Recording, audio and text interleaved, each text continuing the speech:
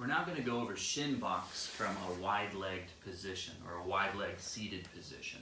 So go as far as you can in a wide-leg position and then back off about 10 or 20%. And if this is too much to sit in a wide-leg position upright, by all means take your hands back. Just don't let the shoulders shrug and don't have the head forward.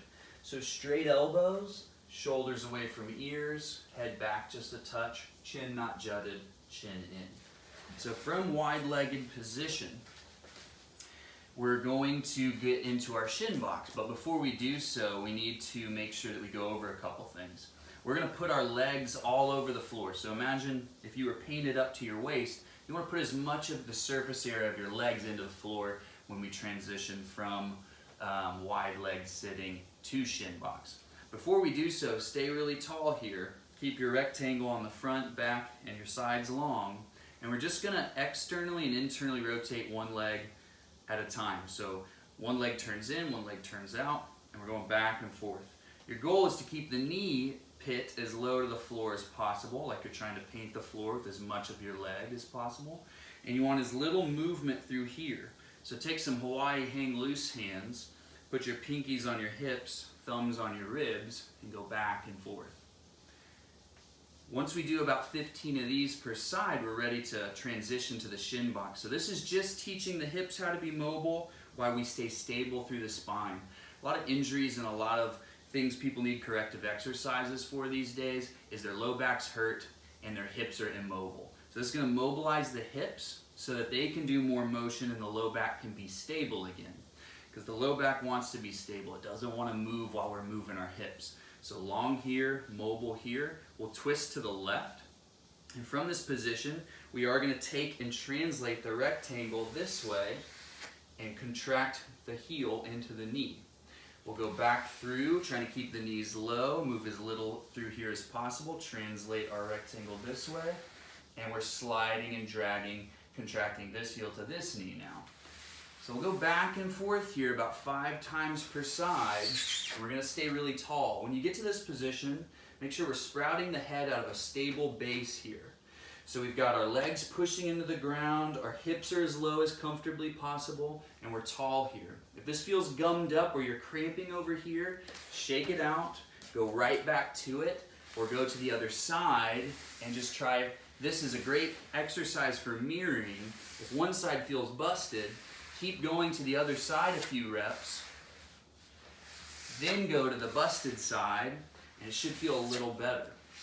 So this is wide-legged transitions to shin box, tall through the crown. Keep your head over your base of support, aka your pelvis. Let everything settle like sediment in a water glass. If you shake up a water glass with Kool-Aid or something in it, it takes a while for the sugar to come back to the bottom. So think of that as your hips. Let them settle to the bottom of the glass. So feel free to pause the video, sit right here, sit tall. Just do some low breathing, letting yourself melt to the floor. Try to resist this posture as little as possible.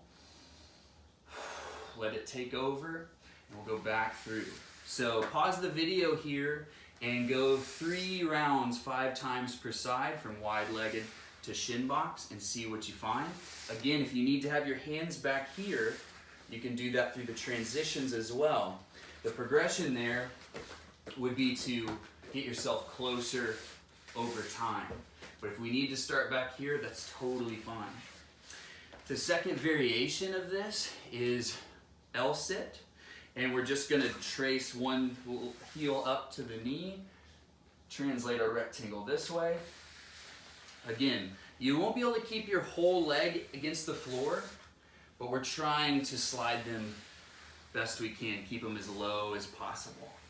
Another thing here is you want to go really slow and be really controlled with all these movements. You don't want to rush them.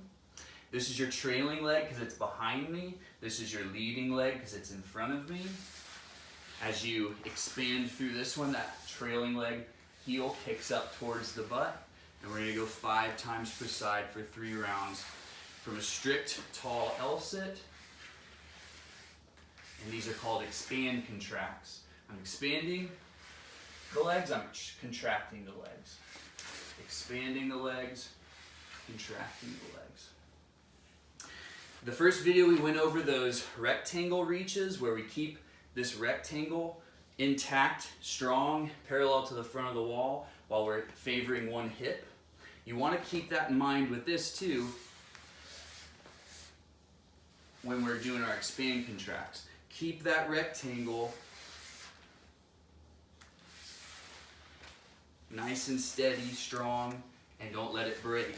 From this side, see, I'm kind of in that reach again, but I'm going to set that rectangle up as this hip gets more mobile. And again, like sediment in a glass, I'm going to let it rest down. So feel free to pause the video, take your time here, take your time through the transitions, and if one side feels crummy, we'll get into some postures in the next video that should help work this stuff out. So try these on. If there's any pain or zinging, message us. We'll give you some regressions if you can't find them here, and we'll check out the next video.